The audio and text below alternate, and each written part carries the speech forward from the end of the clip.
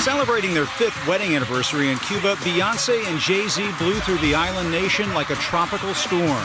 Everywhere they went, whether it was the streets of Old Havana. I really wanted to see her because I liked many of her songs.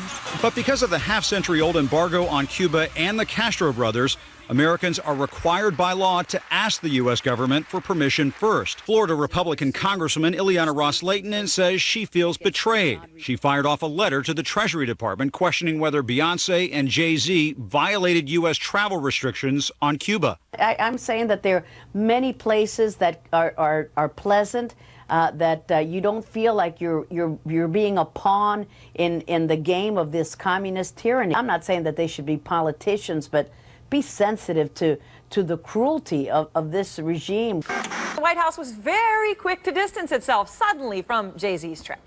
Are you saying that the president did not have a conversation with Jay-Z? I am absolutely saying that the White House, from the president on down, had nothing to do with anybody's travel to Cuba. That is something that Treasury handles. And finally, I just quickly have to ask you, do you believe the honeymoon trip of Jay-Z and Beyoncé to Cuba violated existing rules on U.S. travel there? We are allowing people to travel to Cuba as tourists. They are delivering hard currency to a tyrannical regime who then turns around and uses that to oppress its people. They really wanted to know what was going on in Cuba. They should have met with some of the people that are suffering there, not simply smoke cigars and taken a stroll down the street.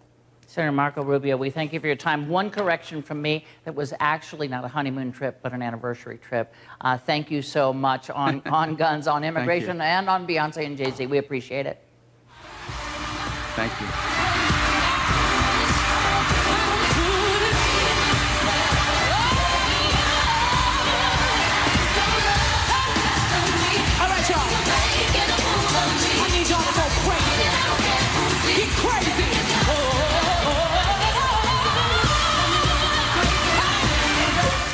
Buenas noches, bienvenidos. Hemos iniciado el programa con esta impactante figura de una mujer muy exitosa y comprometida como Beyoncé para hablar de algo que a veces perdemos de vista, el brutal bloqueo impuesto a Cuba.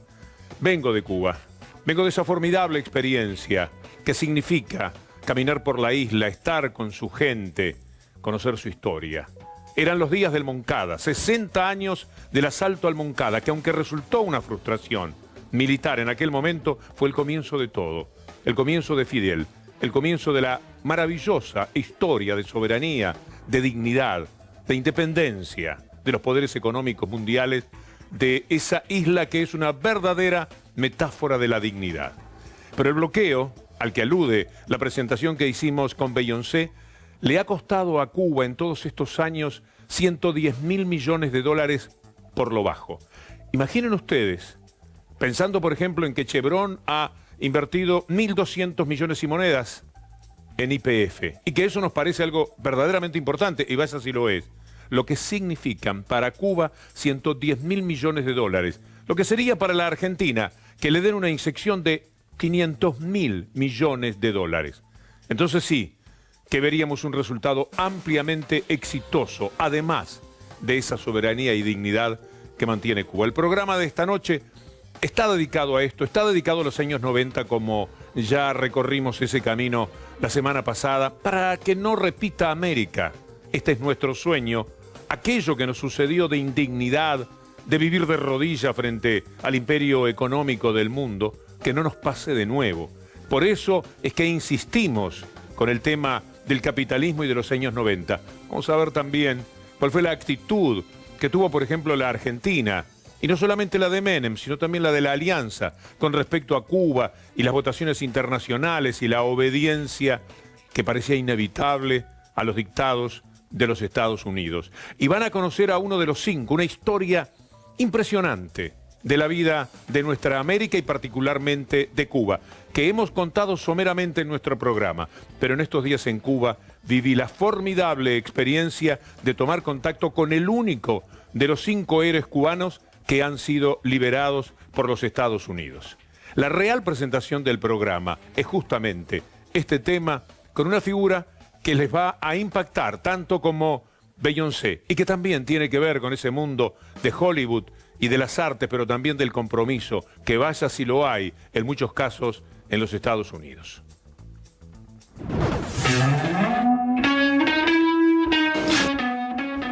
Oh.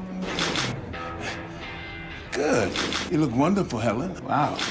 I didn't expect so many of you of the U2 Media Press Corps here this first day of the year. I hope you had a great holiday. All right, ladies and gentlemen of the media, I've come to reveal information about the case of the Cuban Five. Huh? What's that? The Five what? Okay, the Cuban Five were Cuban agents. They were sent to Miami to infiltrate violent groups of Cuban exiles. These Cuban exile groups were planning and carrying out violence in Havana. When did this happen? In the 1990s, the hardline exiles in Miami wanted to disrupt Canadian and European tourism in Cuba. So they blew up hotels, clubs, and restaurants to demonstrate that Cuba was not a safe place. To cut off funds Cuba got from foreign tourism. Here, see for yourself. So who exactly did this? Luis Posada Carriles. No voy a decir, como dicen ustedes los americanos, no comento. The Cuban Five uncovered terrorist plots by infiltrating the violent Cuban exile groups in Miami.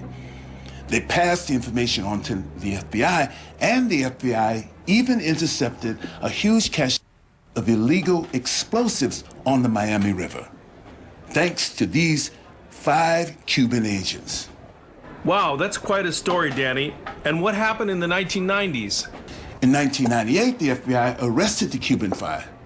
The Justice Department charged them with conspiracy to commit espionage. A Miami jury convicted them, and a Miami judge slapped them with excessively long sentences. One of them received 2 life sentences. And how come nobody knows this? Didn't they get a fair trial? Imagine what 5 Cuban agents faced in Miami in 1998. An intimidated jury, a judge that always sided with the prosecution. I hope you out there in the U2 Press Corps find out more information and spread the word about the injustice done to the Cuban Five. And tell President Obama to free them. A real humanitarian gesture. Obama, give me 5, es el dicho que normalmente termina con todo lo que se hace dentro de los Estados Unidos, muy poco por cierto, hablando de los 5 héroes.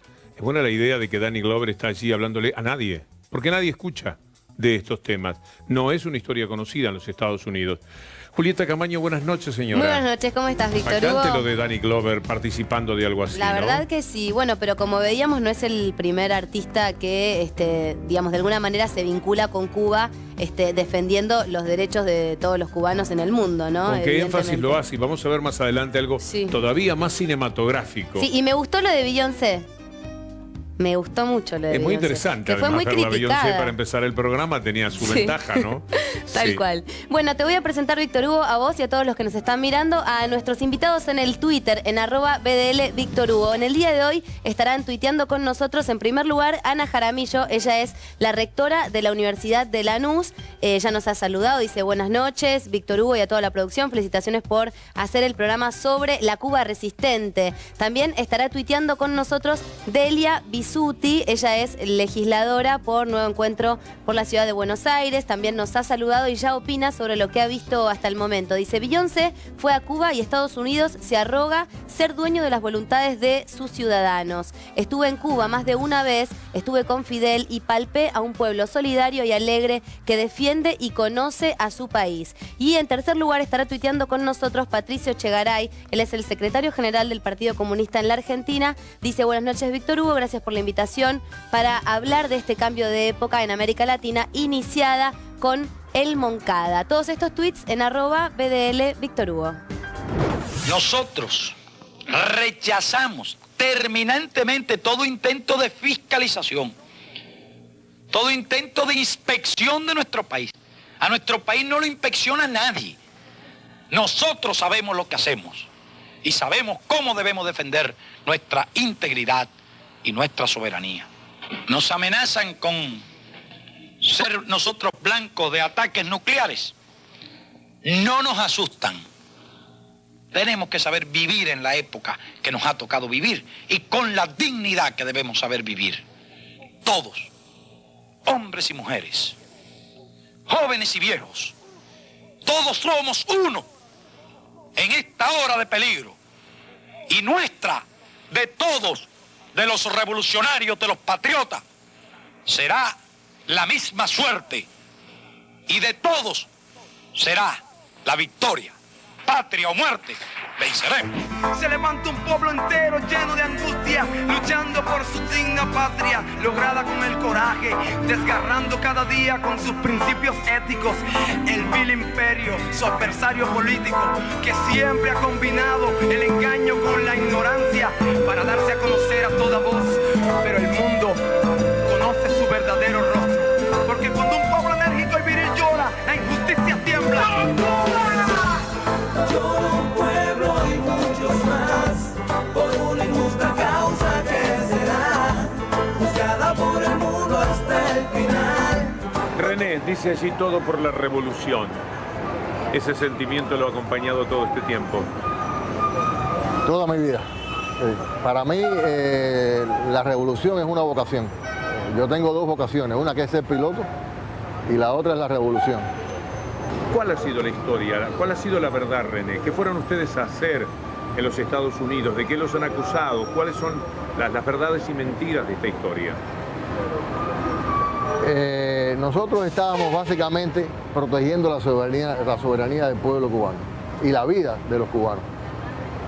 Durante 50 años la ciudad de Miami ha sido una guarida de grupos terroristas que en un primer momento, inclusive entrenados, financiados y preparados por la CIA, en el contexto de aquella época de la invasión de Playa Girón, de la crisis de los cohetes y un poco más acá, las bandas contrarrevolucionarias en el Escambray, se dedicaron a cometer acciones terroristas contra Cuba que han costado cientos de vidas. El caso más notorio por su impacto fue el avión de Barbados, que fue volado por un criminal que bueno, está en Estados Unidos siendo protegido por el gobierno norteamericano, Luis Posada Carriles.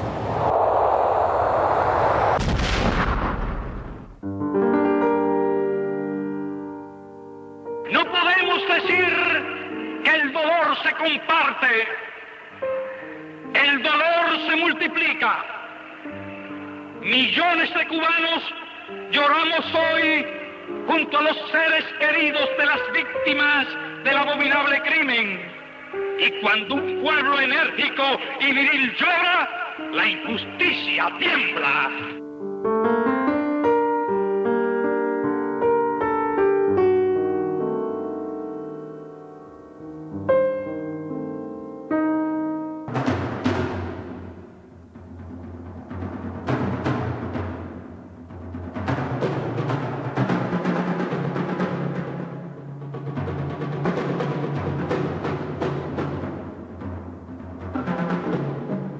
bueno, básicamente contra esas políticas estábamos nosotros tratando de prevenir la pérdida de vidas, de proteger al país de acciones terroristas.